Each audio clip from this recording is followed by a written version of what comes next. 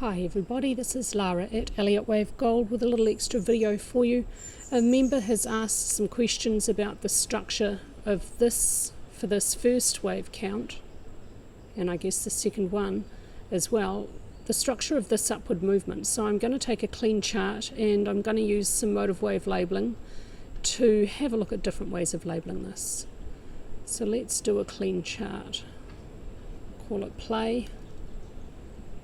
Make it empty, and I'm looking at the weekly time frame. Let's just let's just get rid of the volume there. Okay, first off, someone made an interesting comment because they've got a rather odd assumption that I'm using the motive wave auto wave feature to do my wave counts. I don't think I've even looked at that in over 6 years, possibly longer, so no. It's all my own work. I'm going to look at this upward movement from this low here, so let's just expand this weekly chart out. Now the problem is with my wave count here, the disproportion between intermediate 4 and intermediate 2. So is there a way to overcome that? And the short answer is no. From this low to this high, this is obviously not a triangle, it's obviously not a flat correction. It could be, well no, it's not a combination, it's either a single or multiple zigzag or it's an impulse. It's also obviously not a diagonal, there's not enough overlapping. So the only Elliott wave structures this upward movement could be a single or multiple zigzag or an impulse. So let's look at all of those options one by one. I'm going to change this degree to primary, because I think that's appropriate. The first thing I notice is from this low to this high, or maybe this high, there looks like a really nice 5-wave impulse. Let's put it up to here, and this is what I mean.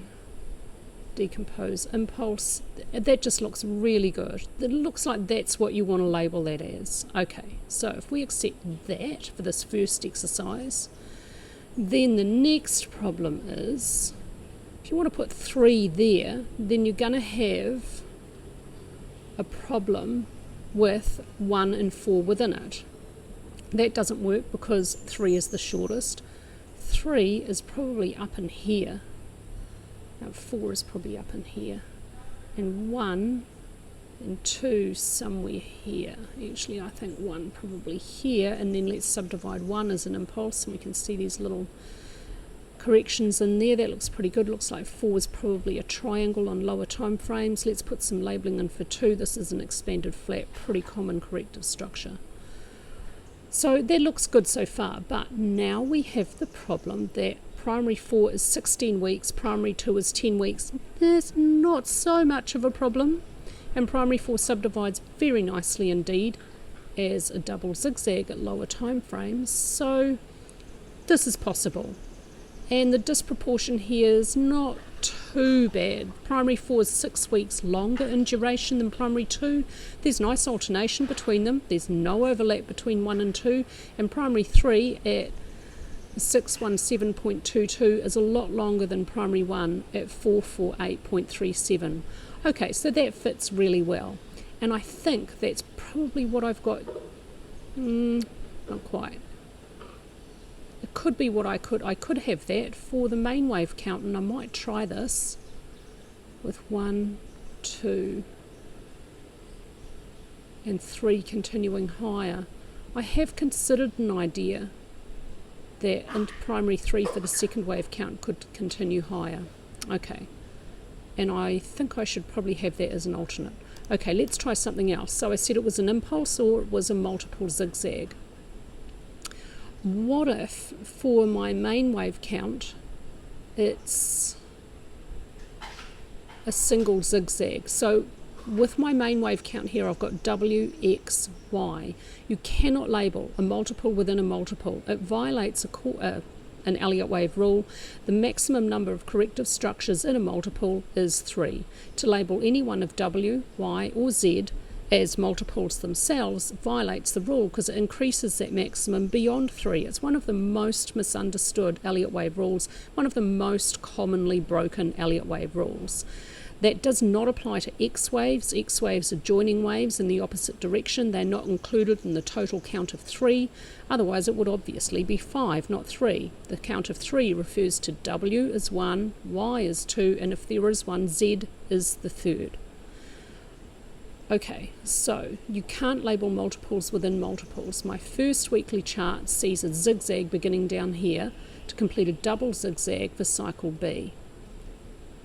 Let's label this primary, and let's see can we see a better way of seeing this complete?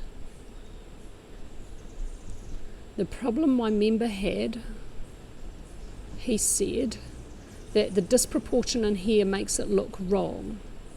Okay, well, can we overcome that problem? Okay, well, I think the best place to put A is here, but let's try it in another place, because if we put that here, well, that's what I've got for my first weekly chart, and then I've got C is 1, 2, 3, 4, 5. It fits really well at lower time frames. I have no problem whatsoever with it, because for gold, and typical of commodities, fourth waves tend to be a lot quicker in duration than their counterparts second waves, and that's what we've got in this wave count. Intermediate 4 is much quicker than intermediate 2.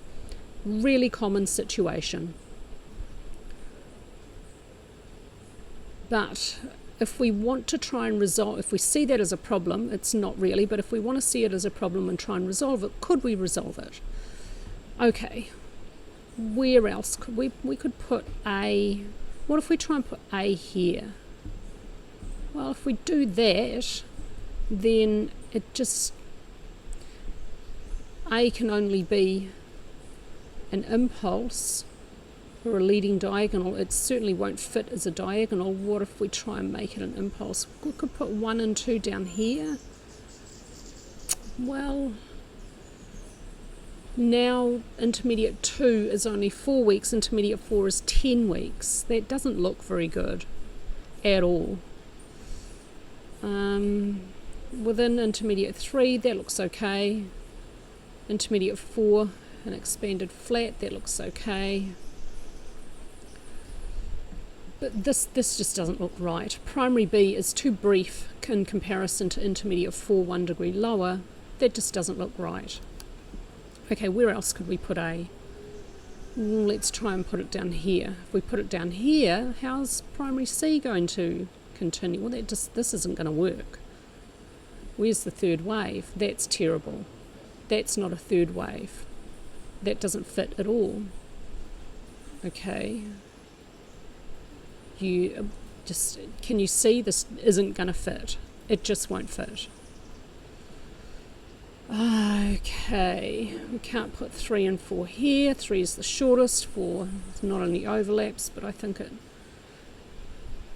oh no, it doesn't move beyond the end of 2, but it well overlaps 1, so that's invalid. Okay, that doesn't work. So I don't want to put A there. I can't put A here. We've already tried that. We want to do this. This is the best place to put A and B.